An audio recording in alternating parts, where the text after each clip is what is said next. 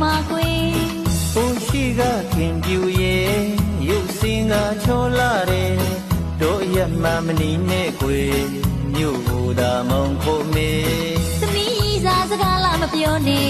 တော်သူများပါထင်နေယူသေးစွာလင်ဝေတရားကိုအများကြီးသိတတ်တယ်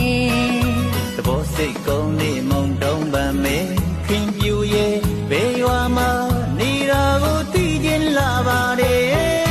မိုင်းညူညူဆိုင်လို့ရဲ့ယူပြိုင်မောင်းချေတော်တယ်လေးတွေကဆွေအဲ့ဒီရွာပဲကွယ်သဘောကောင်းတဲ့ကလေးမရဲ့ရွာကိုအလေလာမေ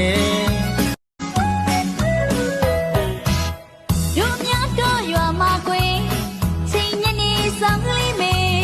အပေါင်းတင်နေရိတ်ခတ်လာတယ်ထုံးစံပါရွာမှာကွယ်ဘုံရှိကခင်ပြူရဲ့ရုပ်စင်ကချောလာတယ်တို့ရမှမနီနဲ့ကွယ်မြို့ကိုသာမုံဖို့မေ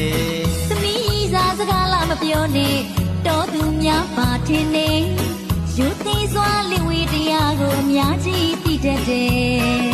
သဘောစိတ်ကုန်းနေမုံတုံးပန်မေခင်ပြူရဲ့ဘယ်ရွာမှာနေတာကိုသိချင်းလာပါတယ်မိုင်းညူညူဆိုင်လို့ရဲ့